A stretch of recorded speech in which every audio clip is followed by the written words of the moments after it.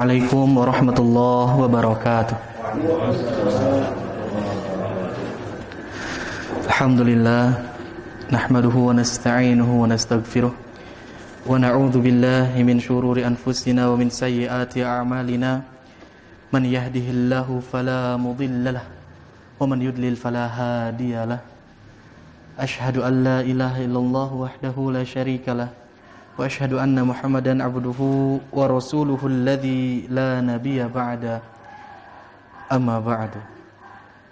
Para jamaah pengajian rutinan Masjid Mutiara yang sama-sama mengharap ridho dan rahmat Allah Subhanahu wa taala. Alhamdulillah, marilah kita sama-sama untuk senantiasa menguatkan ikhtiar kita untuk beribadah kepada Allah Subhanahu wa taala dengan disertai bersyukur kepadanya. Dengan segala kenikmatan yang telah Allah berikan kepada kita, mudah-mudahan itu semua dapat kita jadikan sebagai potensi, sebagai salah satu jalan dan wasilah agar kita senantiasa bertaqarrub, mendekatkan diri kita kepada Allah Subhanahu wa taala. Amin ya Allah rabbal alamin. Dan juga mudah-mudahan kerabat, saudara, keluarga, tetangga kita yang sedang mereka ditimpa musibah, diberikan ujian oleh Allah Subhanahu wa taala, sakit-sakitnya mudah-mudahan jadikan sebagai kifarat yang Allah berikan kepada mereka. Dan mudah-mudahan Allah senantiasa menjaga dan merahmati dan segera untuk memberikan pemulihan kesehatan yang prima kepada mereka. Amin ya Allah rabbal alamin. Jamaah sekalian, pada kesempatan malam kali ini kita pembahasan masuk ke dalam mengenai syarat-syarat sahnya ibadah salat. Syarat-syarat sahnya ibadah sholat. Setelah kita bahas kemarin cukup panjang ya, sampai dengan 3 episode mengenai azan. Sekarang kita masuk mengenai syarat-syarat sahnya sholat. Sebelum masuk ke pembahasan, kemarin sempat rame di jagat raya, jagat medsos maksudnya ya.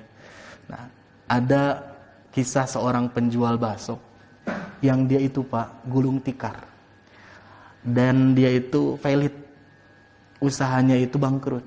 Kenapa? Diakibatkan ada seorang customer, seorang pembeli yang mengorder ke tempat makan bakso itu, dan dia mereview. Zaman sekarang makan segala divideoin ya Kang ya, pengajian juga divideokan kan gitu. Termasuk ini tempat bakso pun direview. Dan reviewnya itu, ulasan-ulasannya itu mengenai tempat bakso itu buruk. Dan juga seakan-akan menghinakan, oh ini tempatnya jelek, makanannya biasa-biasa aja, nggak ada rasanya segala macam, padahal harganya mahal segala macam, pokoknya jelek-jelek. Setelah itu video itu viral di medsos hingga akhirnya jatuh. Ini tindakan yang tidak terpuji seperti itu, dan itu sekarang sedang marak terjadi. Atau bahkan sebaliknya, ramai juga di kita sekarang dipertontonkan mengenai salah satu video yang ya tentang makanan kuliner segala macam. Dan ternyata bukan sembarang makanan Pak. Harga satu porsi nasi goreng itu 1 juta. Dan itu bukan di luar negeri tapi di Indonesia. 1 juta nasi goreng harganya 1 juta. Termahal se-Indonesia, mungkin sedunia juga. Dan itu terjadi di Bali. Itu review juga segala macam, hingga akhirnya dalam satu sisi kita melihat yang dipertontonkan kepada kehidupan kita mengenai makanan itu udah luar biasa, dalam arti orang-orang itu ternyata mereka itu bukan hanya sekedar untuk merasakan nikmatnya makanan dan membuat perut mereka kenyang, tapi lebih dari itu, mencari sensasi dan sensasi dari makanan itu. Dan itu tindakan yang berlebih-lebihan. Nah, mengenai makanan ini Pak, ternyata ada seorang sahabat Nabi SAW yang terkenal. Sahabat ini sering kelaparan. Kalau zaman sekarang mah kamarkaan ya, ini mah kelaparan. Seorang sahabat ini bernama Abu Hurairah radhiyallahu anhu, yang paling banyak meriwayatkan ribuan hadis dari Nabi SAW. Abu Hurairah ini, dia itu termasuk ke dalam sahabat Ahlus Sufa, yang dimana beliau itu tidak memiliki rumah. Tinggalnya di mana? Di pelataran masjid, di kamar-kamar mihrab yang ada di Masjid Nabawi, masjidnya Nabi SAW yang berada di Madinah. Dan ada beberapa orang sahabat yang ikut sama seperti Abu Hurairah radhiyallahu anhu. Sampai-sampai Abu Hurairah sering sekali diejek oleh anak-anak kecil yang melewat di daerah situ. Saking apa? Dia itu saking kelaparannya Pak, sampai-sampai pingsan. Lagi jalan tuh pingsan, sempoyongan pingsan gitu. Sama orang-orang teh, sama anak-anak, kenapa itu dia Abu Hurairah? Sampai-sampai dia nahan nahan perutnya saking laparnya gitu ya. Sampai ngaderek-deg lah istilah nama. Dianggap sama orang-orang di situ teh, anak-anak kecil, wah Abu Hurairah gila, dia penyakit ayan segala macam. Sampai-sampai seperti itu. Saking kuatnya rasa lapar yang ditahan oleh Abu Hurairah. Sering sekali Abu Hurairah itu di dalam bajunya itu dilingkarkan batu, diikatkan batu di perutnya sehingga akan menekan rasa lapar itu. Sehingga dia masih bisa beraktivitas. Sambil belajar, sambil mencari Nabi, mengikuti Nabi SAW, mengambil hadis dan juga mengambil faidah ilmu dari para sahabat dengan keadaan yang kelaparan. Nah, ada satu kisah yang terjadi dan ini sangat menginspirasi bagi kita semua. Abu Hurairah ini udah 3 hari ceritanya nggak makan. Dia sangat kelaparan. Saking laparnya, dia itu keluar dari masjid mencari para sahabat yang lain, tapi Abu Hurairah itu malu untuk meminta kepada sahabat yang lain. Caranya Abu Hurairah itu sehingga dia mendapatkan makanan itu, dia datang ke sahabat-sahabat yang senior. Pertama yang didatangi itu adalah sahabat Abu Bakar As-Siddiq radhiyallahu an. Ketika Abu Bakar melewat satu jalan, dia cegat, "Wahai Abu Bakar, saya ingin bertanya kepadamu, tolong berikan penjelasan kepada saya makna tafsir dari ayat ini. Apa maksud Allah dengan ayat ini?" Nah, Abu Bakar itu menjawab pertanyaan Abu Hurairah. Pada Abu Hurairah dalam hatinya itu apa? Menginginkan agar Abu Bakar itu mengajak ke rumahnya menjamu dengan makanan sehingga dia dapat hidup dengan tenang. Saking laparnya. Ketika menjawab gitu teh, Abu Bakar menjawab, Abu Hurairah padahal sudah tahu mengenai arti dan maksud dari ayat tersebut. Ternyata tidak diajak makan. Abu Hurairah pulang, kembali mencari sahabat yang lain. Di satu persimpangan bertemu dengan sahabat yang kedua, Umar radhiyallahu anhu. Umar bin Al-Khattab. Ketika bertemu sama, bertanya kepada Umar dengan harapan apa? Diajak ke rumahnya untuk mendapatkan makanan. Umar, bagaimana tentang ayat ini sebenarnya? Umar menjawab, karena pada saat itu mungkin ada kesibukan dan ada urusan yang harus segera dilakukan. Umar setelah menjawab meninggalkan Abu Hurairah. Saking lapar-laparnya dia menunggu lagi sahabat yang lain yang berada di jalan. Ternyata tidak ada yang ditemui, melainkan bertemu dari jauh sosok Nabi Muhammad SAW. Ketika hendak datang mendekati Nabi Muhammad SAW, Abu Hurairah sudah pengen nanya lagi seperti itu. Ternyata dari kejauhan Nabi Muhammad SAW, Rasulullah memanggil, "Ta'al ya Abu Hurairah." Kesini wahai Abu Hurairah, kesini. Sebelum bertanya disuruh ke situ. Ketika suruh ke situ, Nabi Muhammad SAW tersenyum kepada Abu Hurairah sehingga memegang Abu Hurairah, "Ayo kita datang ke rumah saya, pulang." Katanya gitu. Luar biasa, Nabi Muhammad SAW mengetahui apa yang dimaksud dengan keadaan Abu Hurairah. Dibawa pulang Pak ke rumah Nabi Muhammad SAW. Nah, ketika dibukakan pintu rumahnya, tiba-tiba di meja di ruang tengah di situ di rumahnya Nabi Muhammad SAW terdapat satu mangkuk yang terisi dengan susu domba. Susu domba. Ditanyalah oleh Nabi Muhammad kepada ahlu bait, kepada istri-istri yang ada di dalam rumahnya, kepada istrinya. "Ini dapat dari mana minuman susu ini?" Segala macam. "Oh, tadi ada yang datang ke sini, ada yang ngasih, menghadiahkan untuk engkau wahai Rasulullah SAW." Alhamdulillah, ayo kita masuk. Abu Hurairah sebelum mau duduk sama Nabi Muhammad SAW ditanya, "Apakah ada teman-teman dan sahabatmu yang berada di masjid, yang mereka ahlu sufa itu, teman-teman yang tinggal di masjid, kalau ada suruh datang ke rumah saya." Nah, Abu Hurairah ketika mendengar perintah dari Rasulullah SAW itu terasa berat untuk melakukan perintah itu, karena berpikir kalau misalkan sahabat-sahabat dan teman-teman yang lain itu diundang datang ke rumah Rasulullah, pasti Rasulullah akan memberikan minuman air susu tadi. Sudah pasti itu tidak akan cukup untuk semuanya. Dan dia akan merasa kelaparan kan gitu. Berat hatinya Abu Hurairah. Tapi akhirnya Abu Hurairah, "Labbaik ya Rasulullah SAW." Baiklah, aku akan panggilkan mereka. Dipanggil mereka. Di situ disebutkan ada yang menyebutkan 5 orang ahlu sufa. Sahabat datang ke rumah Nabi SAW. Datang masuk dipersilakan oleh Nabi untuk duduk. Ketika duduk, Abu Hurairah itu berada di sebelah kiri Nabi SAW.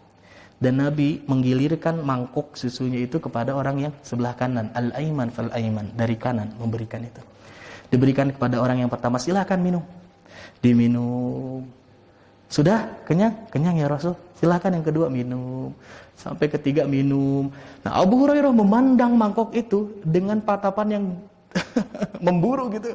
Ya Allah, kebagianmu masih ada nggak sisa buat saya? Karena dilihat cuma satu mangkok, Pak. Diputar ke orang yang keempat di samping Abu Hurairah. Abu Hurairah sudah pikir, kayaknya mah tinggal beberapa tetes gitu ya. Hingga sebelum datang ke tangan Abu Hurairah, Rasul SAW mengambil mangkuk itu dan memasukkan tangannya ke dalam mangkuk. Setelah itu baru memberikan mangkuk itu kepada Abu Hurairah. Wahai Abu Hurairah, minumlah ini. Sehingga Abu Hurairah meminum itu. Minum. Abu Hurairah teh ngerasa merenya, kenapa nggak habis ini teh susu teh. Terus diminum sampai kenyang, Pak. Pas ketika mau mengembalikan mangkuk kepada Rasulullah, kata Rasul, enggak, sok minum lagi. Tambah lagi, minum lagi. Cukup Pak Rasul? Enggak, sok tambah lagi. Kalau kamu masih mau silahkan gitu. Udah, saya sudah tidak sanggup lagi ya Rasulullah SAW. Baru diberikan kepada Rasul. Dan Rasul meminum dengan mangkuk yang terakhir. Nah, akhirnya beres cerita itu. Dan ternyata jamaah sekalian, Aisyah radhiyallahu anha itu menyebutkan pada saat itu kondisi Rasulullah SAW pun sama dalam keadaan lapar. Dan Rasulullah SAW beberapa hari tinggal di Madinah itu, satu potong roti, satu lapis roti itu dicukupkan untuk kehidupan 2-3 harinya untuk menahan laparnya. Saking apa? Memang dalam keadaan yang sulit barangkali. Rasul itu sama lapar, tapi Rasul memberikan itu kepada yang lain. Itu adalah jiwa pemimpin yang luar biasa. Nah, gitu. Sebelum rakyatnya kenyang ya, pemimpin ditahan, harus bisa menahan lapar. Kebalikan di kita, makan semuanya diwakilkan kepada pemimpin. Ya, makanan pengwakilan ke. Nah, ini mah hanya intermezzo saja, Pak. Nah, jadi itulah yang terjadi.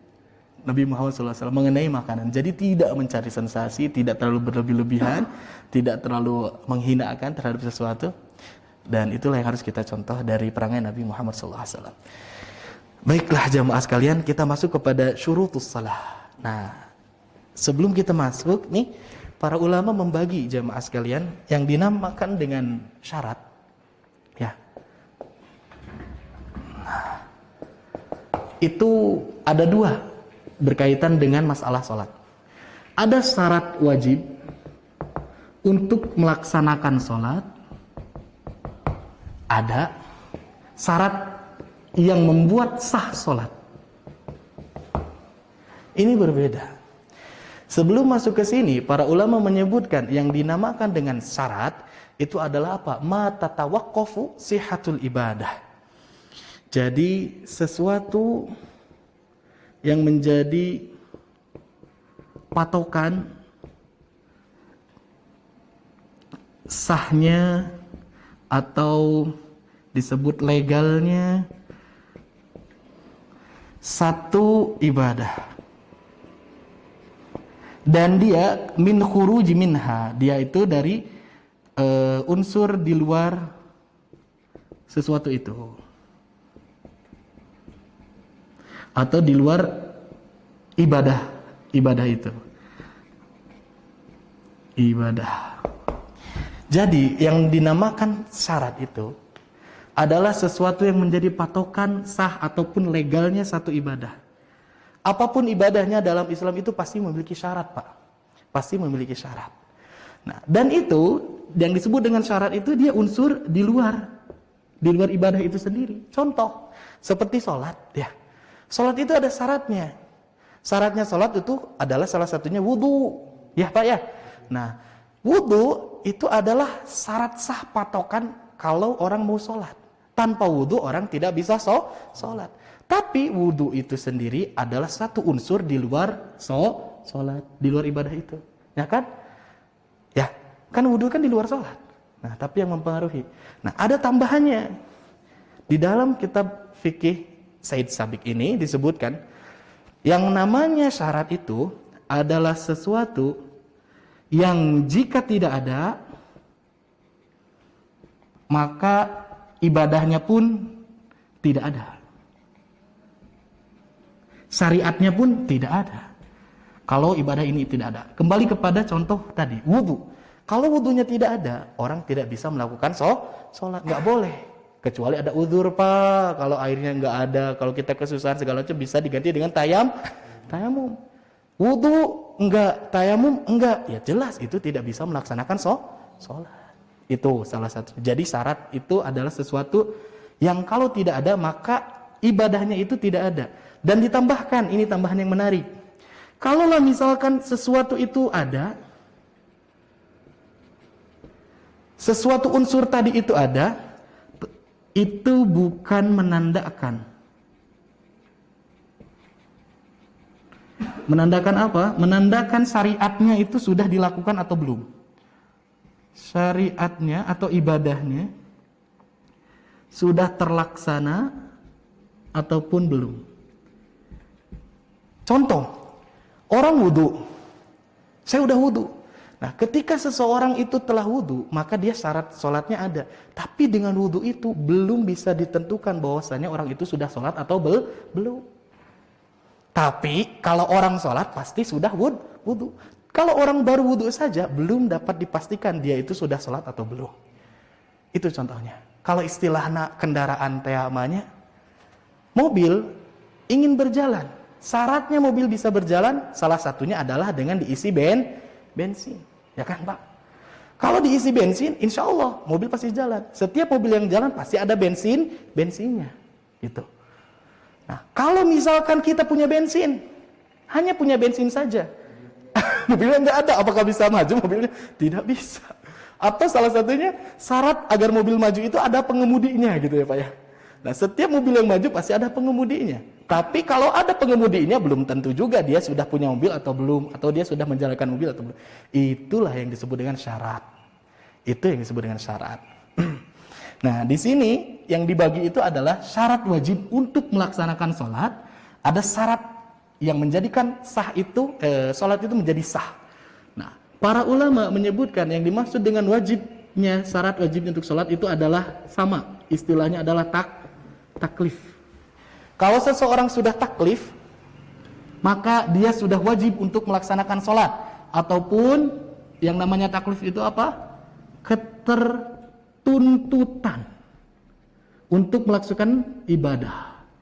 Yang kita bahas sekarang mengenai sholat. Jadi kalau orang sudah termasuk ke dalam kategori taklif, dia itu tertuntut untuk melaksanakan ibadah termasuk dengan sholat.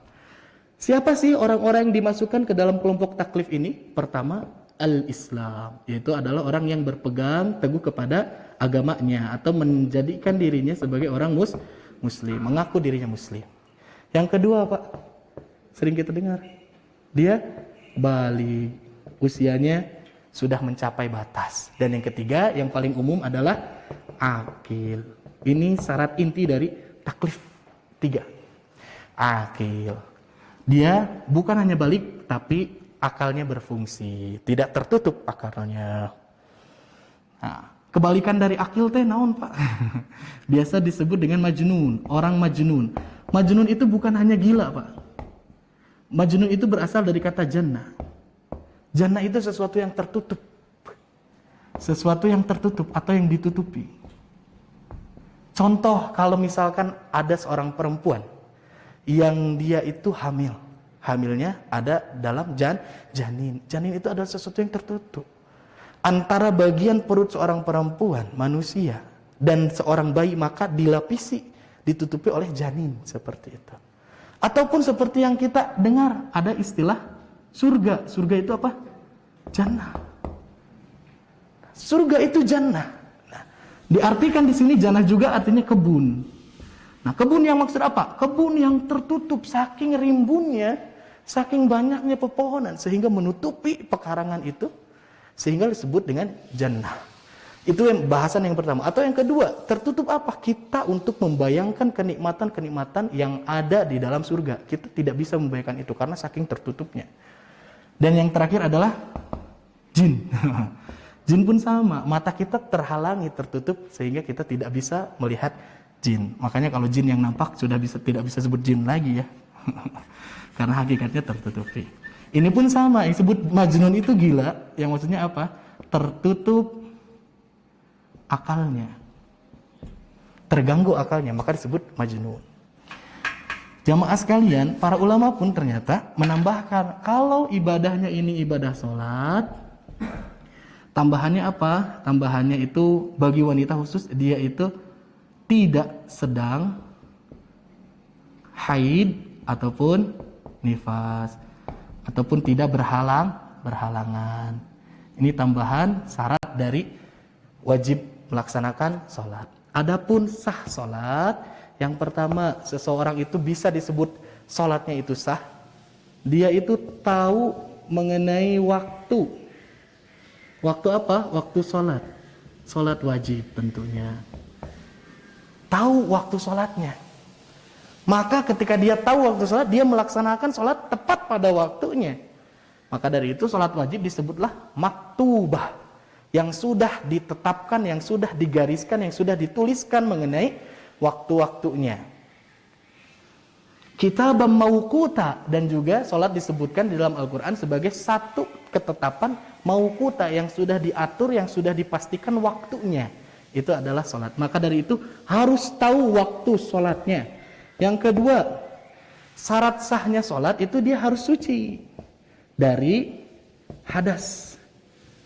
Baik hadas besar ataupun kecil. Yang ketiga, harus suci, apanya? Suci dari najis. Ada 3 komponen yang harus disucikan. Pertama badannya, kedua pakaian, ketiga adalah tempatnya, leres. Ini yang harus dipastikan bersih, suci dari najis. Yang keempat, seseorang itu disebut sholatnya sah itu kalau dia dapat menutup auratnya. Gak mungkin orang tanpa menutup aurat dia disebut sah sholat, tidak mungkin. Selanjutnya yang kelima, menghadap kiblat. Nah, kelima komponen ini Pak, seluruhnya itu di luar ibadah sholat. Makanya disebut syarat gitu. Benten sarung rukun. Rukun mah adalah unsur ya. Satu patokan yang disebut sahnya, legalnya satu ibadah itu, sholat itu disebut sah itu, unsurnya itu ada di dalam ibadah itu sendiri. Ya, seperti niat, takbir, tumakninah, itu adalah salah satu rukun di dalam sholat yang tidak boleh ditinggalkan. Istilah mobil mahnya berarti mesinnya gitu Pak. Ya, mesinnya udah gitu, kemudinya ada remnya, bahaya mobil tayar rem mana, itu adalah rukun-rukun. Tapi kalau misalkan warna mobil itu adalah sunnahna. Ya, aksesoris segala macam, penunjang, yang penting ada mesinnya, seperti ada rodanya. Nah, itu adalah yang maksud dengan rukun. Jadi ada dalam unsur yang ada dalam ibadah itu sendiri. Ini yang akan kita bahas sekarang. Bagaimana batasan seseorang mengetahui waktu, bagaimana yang sebenarnya suci dari hadas besar dan kecil, dari najis, badan, pakaian, tempat, dan permasalahan-permasalahannya, termasuk nanti kita akan bahas mengenai menutup aurat. Aurat bagi laki-laki dan perempuan, dan ini berbeda. Bagi laki-laki ada yang dipertentangkan. Termasuk dalam masalah menghadap kiblat, ada kondisi-kondisi tertentu yang diperbolehkan seseorang sholatnya tidak menghadap ke kiblat. Apa saja syarat-syaratnya kita bahas, dan selanjutnya kita akan masuk langsung kepada tata cara mengenai sholat. Nah, tata cara sholatnya. Sampai sini yang mau ditanyakan dulu Pak? Insyaallah ya. Mudah-mudahan dapat difahami. Para jamaah sekalian, yang dimaksud dengan mengetahui waktunya sholat, al-ilmu bidukhulil waqti wa yakfi ghalabatidh dhanni. Intinya satu. Seseorang itu dia harus memiliki keyakinan yang kuat mengenai waktu yang sedang dia lihat. Kalau misalkan dia yakin bahwasanya sekarang teh sudah waktu zuhur, itu teh cukup untuk syarat yang pertama. Dia yakin sekarang teh sudah waktunya udah maghrib, cukup. Nah, salah satu cara agar dia yakin bahwasanya waktu sholat itu sudah masuk, bisa dengan berbagai cara Pak. Pertama, dengar orang yang adzan, itu salah satunya.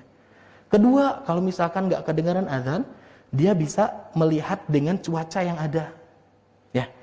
Tapi kalau cuaca tidak bisa diperhitungkan, dia bisa buka handphonenya. Kalau sekarang gampang, buka handphone, nah, banyak aplikasi, Ummah, Hijrah, segala macam, itu memberikan waktu-waktu sholat yang pasti. Itu kalau misalkan tidak dengan cara itu, dia bisa bertanya kepada orang yang berada di kawasan daerah tersebut. Misalkan dia nggak tahu di mana tempat yang baru, dia tanya, terus masuk waktu lohor teh acannya gitu. Ketika dia yakin dengan ucapan si orang yang tadi memberikan jawaban, maka syarat yang pertama sudah tertutupi. Tapi kalau nggak ada sama sekali celah, caranya apa?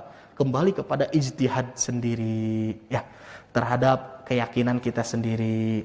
Kayaknya sudah masuk waktu nih, dan itu adalah sesuatu yang diperbolehkan.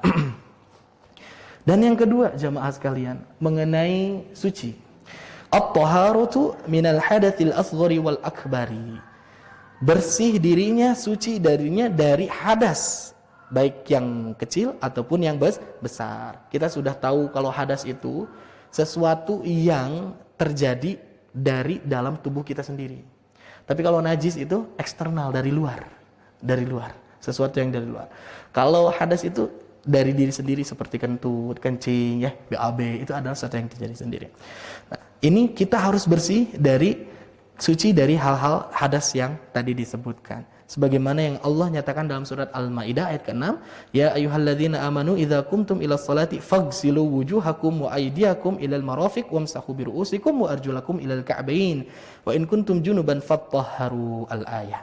Nah, di sini disebutkan adalah kita harus diwajibkan untuk membersihkan diri kita dengan cara berwudu ataupun dengan cara mandi. Itu adalah salah satu untuk membersihkan diri, mensucikan diri dari hadas kecil maupun besar. Ataupun dari hadis Nabi sallallahu alaihi wasallam dari sahabat Umar bin Khattab radhiyallahu anhu, qala la yuqbalullahu salatan bighairi tahurin. Allah itu tidak akan menerima salat seorang hamba tanpa dalam keadaan suci. Jadi wajib suci.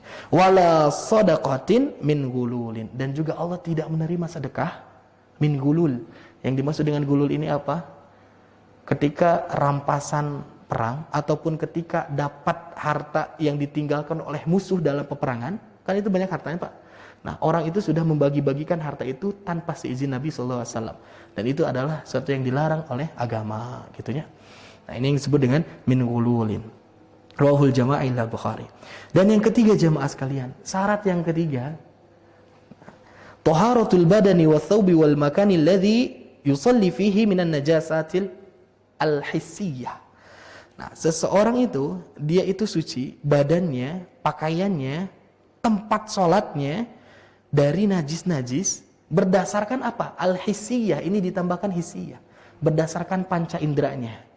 Maksudnya apa? Selama dia mengetahui ada najis, maka dia wajib membersihkannya. Tapi kalau panca inderanya tidak menyentuh, tidak melihat, dan tidak menyadari adanya najis dalam ketiga komponen tempat tadi, maka itu tidak mengapa seseorang melaksanakan salat. Mata qadri ala dzalika. Nah, ini syarat ini berlaku tergantung kepada kekuatan orang-orangnya itu masing-masing.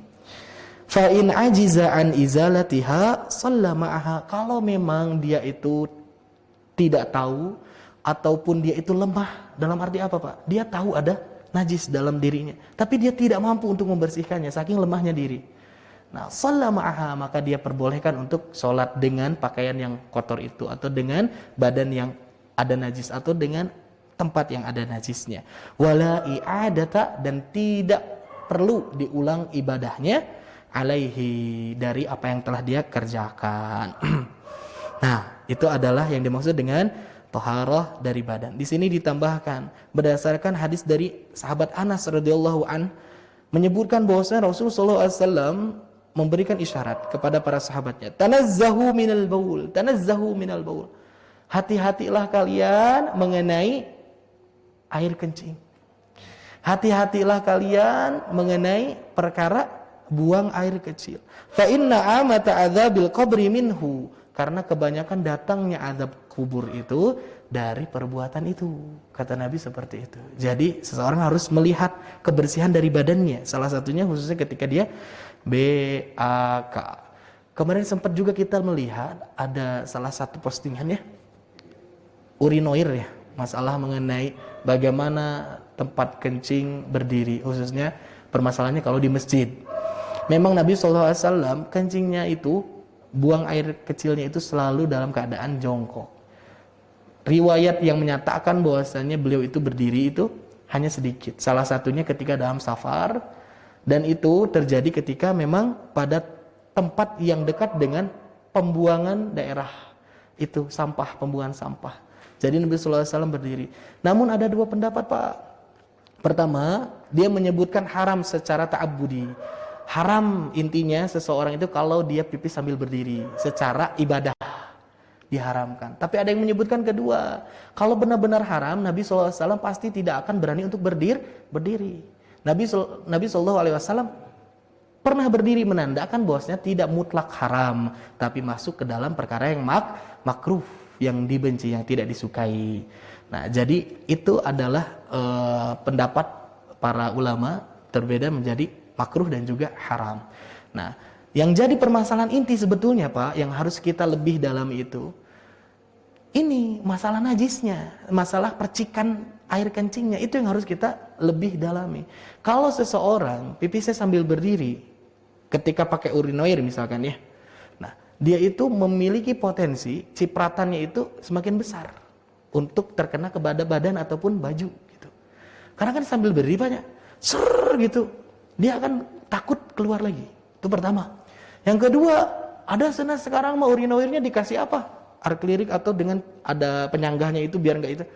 Ya bolehlah, cuman masih ada potensi untuk menyiprat. Yang kedua, setiap orang itu tidak biasa dia kencing dengan posisi yang seperti itu. Ataupun ada orang yang sudah lemah, kurang lihai untuk mengarahkan air pipisnya ke situ. Bisa jadi kemana-mana kan gitu. Nah itu yang ditakutkan yang kedua. Dan yang ketiga, saling memandang dalam perkara masalah buang hajat itu terlarang. Ya, ketika kayak gini, itu ada celah potensi seseorang teh bisa luah kliuk segala macam. Nah, itu salah satu permasalahannya. Tapi kalau misalkan tertutup oleh bilik ya alhamdulillah lebih mending seperti itu. Dan yang keempat, ini masalah terakhir mengenai apa? Bersucinya. Biasa di urinoir, Pak, dipencet set kan gitu. Si airnya teh kecil. Ya, kita harus masuk dulu ke dalam sampai-sampai mungkin tangan kita itu nempel ke ya dinding urinoirnya. Sehingga di tangan ada najis lagi. Nah itu sangat beresiko. Maka dari itu ini sangat beresiko. Mudah-mudahan ya, di kita nggak ada. Alhamdulillah kalau di sini nggak ada urinoir. Nah itu adalah perkara yang lebih harus kita teliti dan kita perhatikan. Jadi bukan masalah tentang berdiri dan duduk tubuh jongkoknya, karena itu masih dipertentangkan. Tapi lebih baik memang jongkok. Tapi kalau urinoir itu punya potensi lebih besar. Nah dan juga Pak, bukan hanya urinoir, sebetulnya apa? WC yang jongkok juga sama. Kan kadang-kadang laki-laki mah kan kalau pipisnya walaupun jatuhnya kadang-kadang berdiri gitu. Dan ketika di WC yang jongkok pun ketika kita pipis ya, nah itu pun ada celah potensi si airnya itu dia akan muncrat lagi. Ya, tersiprat lagi. Maka dari itu yang paling aman mah WC yang duduk. Nah, itu kan kita bisa lebih berhati-hati. Ketika duduk, pipis di situ sudah pastilah ketahan, gak kemana-mana. Kita bersihkan dulu area-area yang ditakutkan terkena cipratan. Seperti itu. Karena apa ini masalahnya dengan azab kubur? Masalahnya dengan azab kubur. Hal yang sepele tapi sangat berdampak besar ya. Nah, itu. Ya ada tambahan juga nih. Mudah-mudahan kita bisa tambahkan tempat wudhu, selang-selang air sebelah sana. Khususnya untuk dipergunakan Jumat barangkali ya. Jumat. Karena kalau dirasa nih terlalu banyak, waktu udah mepet, datang ke sini, air pertama mengganggu yang ada di dalam karena suara airnya terlalu besar. Kedua, nginjek-injek segala macam, kasihan juga tempatnya. Kalau misalkan kita tambahkan di sana, itu lebih bagus. Ya. Mohon. Jadi modelnya model jongkok. Iya. Tapi memang lubang itu nggak ada airnya, langsung belum. Oh, iya. Kalau air itu nggak mungkin mencari. Iya, langsung masuk sulitnya. Jadi kalau mau tertutup mungkin ya. Ada bagian-bagian. Mengarahkannya aja gitu. Iya. Jadi memang seperti kan, jadi ketika kita pipis sana terjongkok. Betul. Kemudian dia ada atas selang itu bersih. Ya sudah volume. Oh, iya. Oh, iya. Nah, itu barangkali bisa kita contoh, Pak. Cuman itu kan leher angsa ya sebetulnya ya. Nah, itu kan untuk menghalangi hewan-hewan biar tidak lewat lubang pembuangan itu. Kalau di kita nanti mungkin harus dipastikan mengenai itu. Iya, misalnya harus pada. Oh, dia kan kayaknya kebanyakan panjang tuh. Oh, gitu. Nggak ada air. Apa jatuh?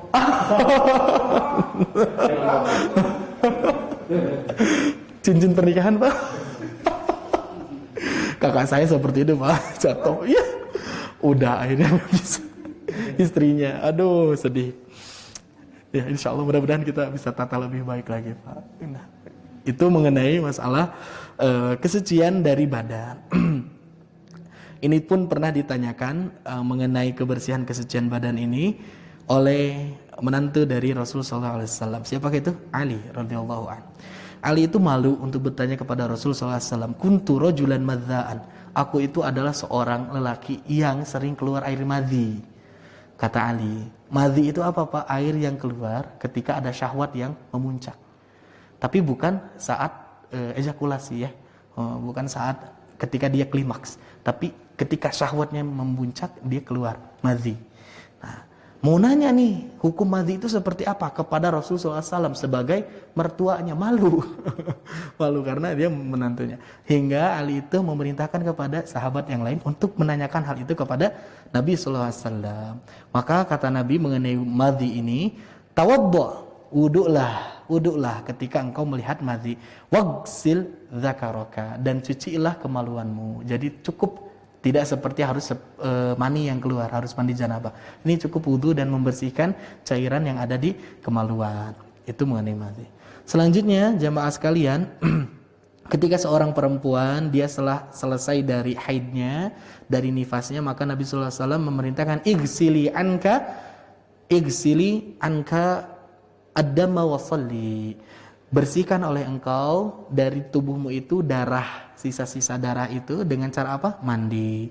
Wa shalli, dan salatlah setelah bersih. Nah, ini menandakan bahwasanya seseorang itu kalau salat itu wajib bersih badannya. Pertama itu. Yang kedua, wa amma taharatus thawb. Kedua itu sucinya pakaian. Pertama ini berdasarkan dari firman Allah Subhanahu wa taala, wa thiyabaka fatahhir, dalam surat Al-Mudaththir ayat keempat. Dan bajumu fatahhir, maka sucikanlah, bersihkanlah. Jadi baju juga harus suci. Ini pernah terjadi di zaman Nabi sallallahu alaihi wasallam. An Abi Sa'id Al-Khudri radhiyallahu anhu, shalla Rasul sallallahu alaihi wasallam. Rasul sallallahu alaihi wasallam sedang salat. Fakhala'ani alaihi. Ketika salatnya itu Rasul sallallahu alaihi wasallam membuang kedua sepatunya, kedua sandalnya. Fakhala'an nasu ni'alahum. Ketika melihat itu, para jamaah yang ikut salat, makmumnya melakukan hal yang sama. Rasul sallallahu alaihi wasallam sedang sujud, setelah itu Rasul ngalungkeun sepatunya, jamaah pun ikut mengalungkan sepatunya. Wah, rame dirinya teh. Karena melihat imam, segala sesuatu yang diikuti harus berdasarkan dari imam. Imam misalkan diikuti sama makmum. Nah, falamman sarafa, ketika salatnya sudah selesai, qala, lima khala'tum, kenapa kalian buka? Kenapa kalian lemparkan sepatu-sepatu kalian? Qalu, para sahabat menjawab, ra'ainaka khala'ta fa khala'na. Aku melihat engkau wahai Rasul, engkau membuang sepatumu, kami pun membuang sepatu kami, ikut kepada engkau, seperti itu. Saya batuk, jamaah ngiring batuk, jangan. Ya, imamnya ya gagaro, diikuti gagaro, jangan ya. Nah, ini yang terjadi. Setelah itu faqala, kata Nabi SAW, inna Jibril atani fa akhbirni annabihima khobasan. Sesungguhnya Jibril datang kepadaku ketika aku salat, memberitahukan dan mengabarkan kepadaku bahwa di kedua sepatuku itu khobasan, ada kotoran, ada najis gitu. Jadi Jibril datang. Fa idza jaa ahadukum masjida, maka kalau kalian masuk ke masjid, fal yuqallibani alaihi, maka hendaknya lihat-lihat dulu sepatunya, sandalnya dilihat-lihat dulu, kata Nabi. Wal yanzur fihima, perhatikan pada kedua sandal itu, sepatu itu. Fa in ra'a khobasan falyamsahu bil ardi tsumma liyusalli fihima. Kalau kamu lihat ada kotoran, ada najis segala macam, maka usapkanlah, gesekeun kata Nabi SAW seperti itu. Kemudian kamu boleh sholat dengan menggunakan alas kakimu. Kalau di Masjid Mutiara jangan ya, karena sholatnya nggak pakai sepatu gitu. Kalau misalkan sholatnya di lapangan, tempat terbuka, lagi hiking, outdoor, nah ini bisa dipraktikkan. Dilihat, wah lincak apa nih? Gesekeun, nggak usah dicuci juga, itu sudah disebut dengan tahir, insyaallah. Iya, leres. Nah ini yang dimaksud dengan apa? Perkara mengenai mashul khuffain. Ada istilah syariat mengenai tidak usah membuka sepatu dalam masalah wudu.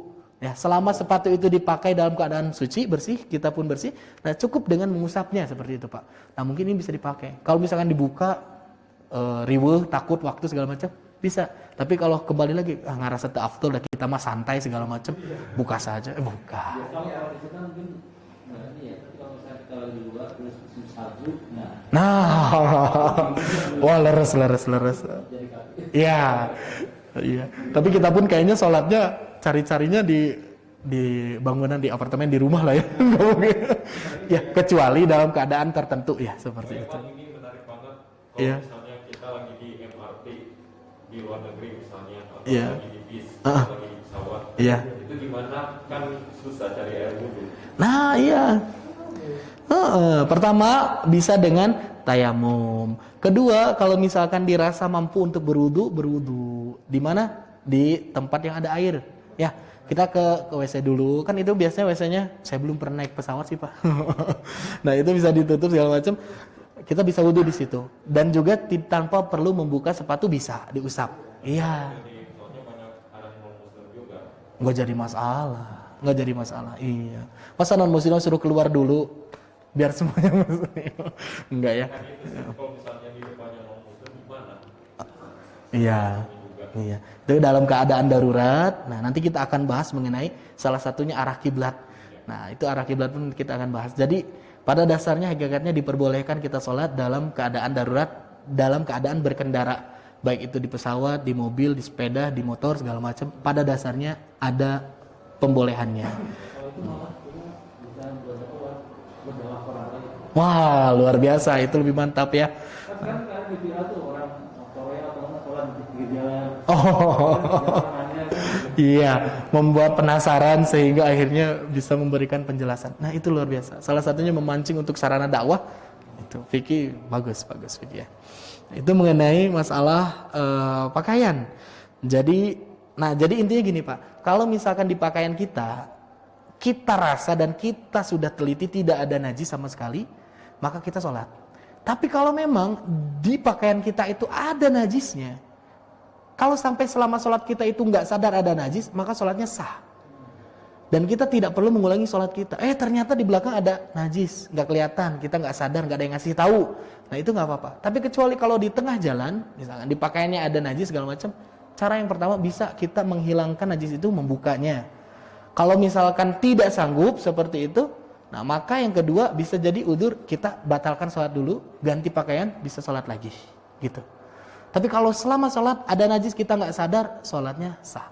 Yang menjadi lalai dan bermasalah itu apa? Ketika orang itu tidak perhatian dengan pakaiannya, ya asal anggu acuk, acuk, sholat, padahal ada najisnya, ya.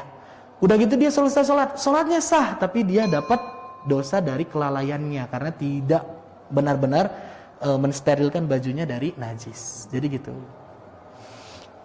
Barangkali itu dulu untuk pembahasan kali ini. Insya Allah kita akan masuk ke dalam poin yang keempat mengenai penutup aurat dan juga mengarah kiblat. Ini adalah pembahasan yang panjang untuk aurat karena nanti kita akan sodorkan beberapa penjelasan para ulama mengenai perbedaan pendapat apa yang dimaksud dan batasan mengenai aurat.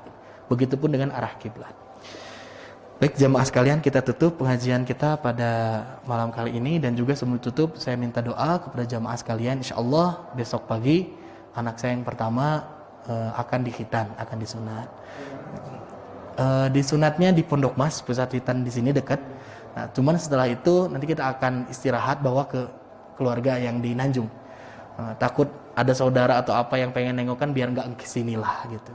Jadi di sana, insya Allah setelah itu hari Kamisnya mudah-mudahan bisa lagi di sini. Jadi untuk hari Rabu kemungkinan saya pun absen dulu di sini, Pak. Insya Allah. Kita tutup dengan alhamdulillah dan doa kifaratul majelis bersama-sama. Alhamdulillahirabbil alamin. Subhanakallahumma bihamdika asyhadu an la ilaha illa anta astaghfiruka wa atubu ilaik. Wassalamualaikum warahmatullahi wabarakatuh.